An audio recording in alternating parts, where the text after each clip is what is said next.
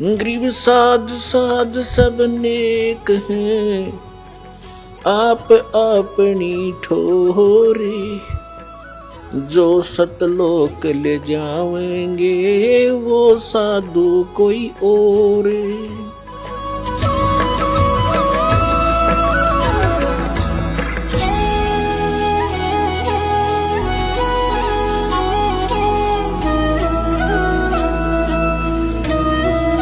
ये मैं कोई डूम बाट नहीं, कोई मांगनियां खड़ियां नहीं, एक मैंने रोजी रोटी ना मिल रही थी। इस दास ने इस परमात्मा के प्रोसेस को, इसके सारे ज्ञान को बहुत गहराई से समझा है और तब इसके ऊपर कदम रखा है। और कितने संघर्ष के बाद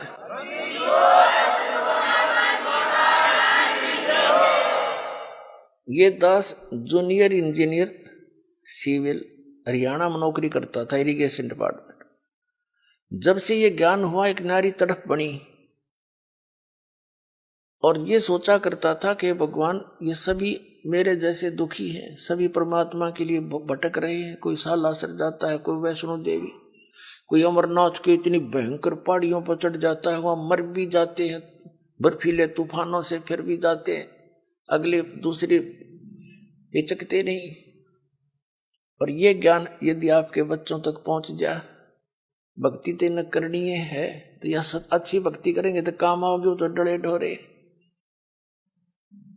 और कुछ फिर ये हुआ था कि असंग जन्म हो गया, हमने ये नौकरी करते हैं कि तो बालक पैदा करके न पालते पोसते, राजा भी बन दिए, परमात्मा का विधान बताता है, फिर गधे भी बन गए।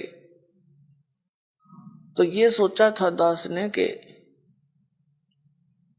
भगवान दया करे, उसका प्रचार करूं। जब तक आदेश नहीं था नाम का, तो भक्तों से मिलता था, अपने मित्रों से, रिश्तेदारों से, घर वालों से, सबको कहता कहवाता, और जो समझ जाता नाम दिलवाता था अपने पूज्य गुरुदेव जी से।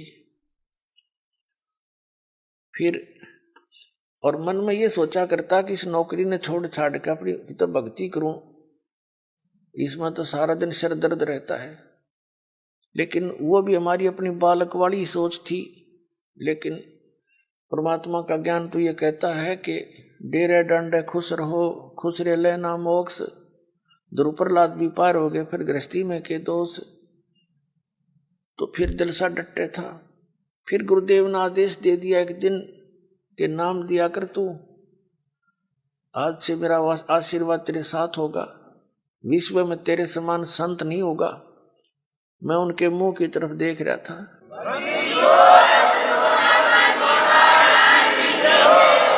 क्योंकि अपनी औकात से जीव खूब परिचित होता है, मानने से ना मानने।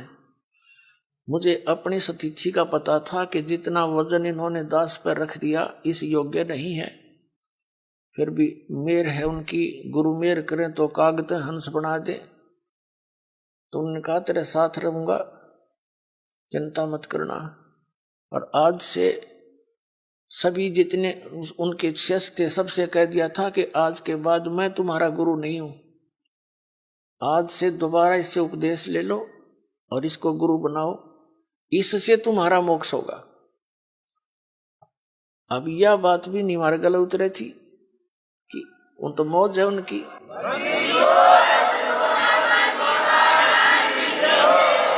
कहने का भाव यह था कि उन्होंने अपना वजन तार दिया। क्यों? उन परमात्मा के हंस थे वो खास, और सुनियोजित तरीके से इस बिचली पीढ़ी तक ये मूल धन लेना था हमने, और वो उनको उनके से द्वारा पार नहीं होने थे, ये पार इस दास के द्वारा होने थे। इसलिए उन्होंने अपना पल्ला झाड़ दिया और अपना वजन कति खत्म कर दिया। मैं तुम्हारा गुरु नहीं हूं, अब ये है वो गुरु जिसकी तुम्हें आवश्यकता है। छुड़ानी के अंदर उन्होंने स्पेशल ब्लॉक सबको सामने कह दिया था। तो बुद्धिमान व्यक्ति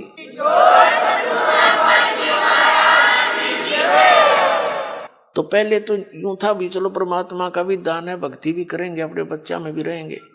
फिर मन में उमंग उठी कि भगवान ही बाप के गुण गाऊंगा, आदेश दे दिया नौकरी भी छोड़ दूंगा। क्यों? एक का काम होगा, नौकरी भगवान की सच्ची सरकार की कर ले, चाहे नकली की कर ले, एक का बनेगी, इतना वजन हो पीछे। तो फिर ये पाठ सत्संग की अधिकता होगी। सन 1995 में दास ने सर्विस त्याग दी और खुशी मनाई थी कि वहां चलो असंग जन्म का झंझट था, इब निमट गया, अपना भक्ति करूंगा, अच्छे भगत मिलेंगे, सब ते प्यार तेरा करेंगे, ज्ञान सुनाया करूंगा।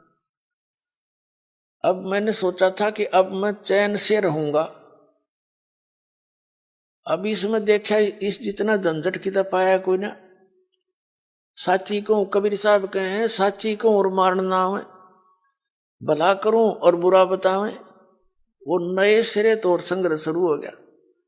जिस भी गांव नगर में हमने जाकर सत्संग किए, 2-2, 3-3 दिन एक घर में पाठ करके हम सत्संग सुनाया करते थे, तो उस नगर के जो वो नकली संत 1-1, 2-2, 10-10, 20-20 सब गांव में बैठे हैं, उनको पता चले वो तो ब्रह्मा विष्णु महेश के बारे में ये कहता है, देवताओं की पूजा की भी मना करता है, ऐसा करता है, तो वो गांव गांव में शत्रु पैदा हो गए।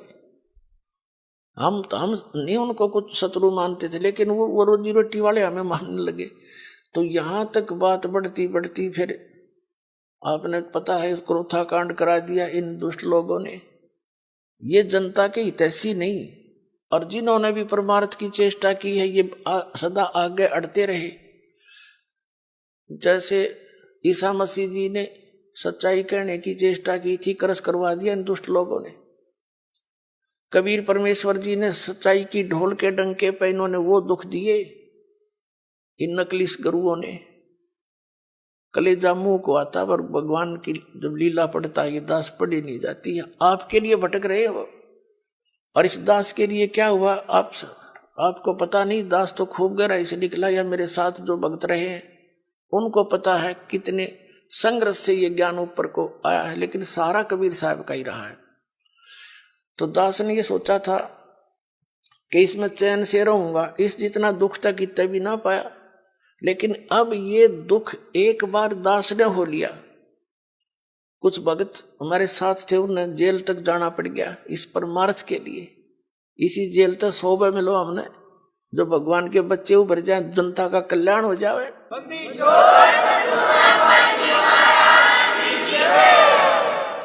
तो उस दिन से लेकर आज तक वो संघर्ष जारी है।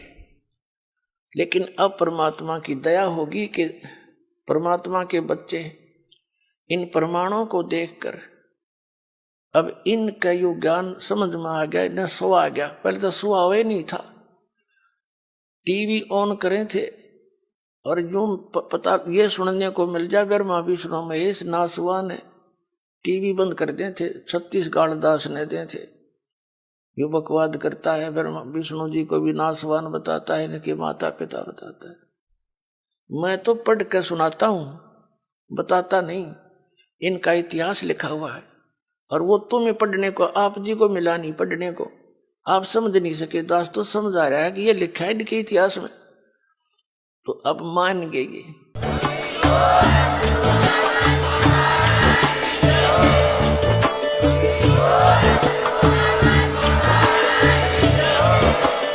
आप सुन रहे थे जगत गुरु तत्वदर्शी संत रामपाल जी महाराज जी के मंगल प्रवचन। अधिक जानकारी के लिए विजिट कीजिए हमारी वेबसाइट www.jagatgururampalji.org। संत रामपाल जी महाराज जी के शुभ आशीर्वाद से पूरे विश्व भर में 500 से भी ज्यादा नाम दीक्षा केंद्र हैं, जिन पर संत रामपाल जी महाराज जी द्वारा ऑनलाइन निशुल्क नाम दीक्षा दी जा रही है। अपने नजदीकी नाम दीक्षा केंद्र का पता करने के लिए संपर्क करें 8222880541।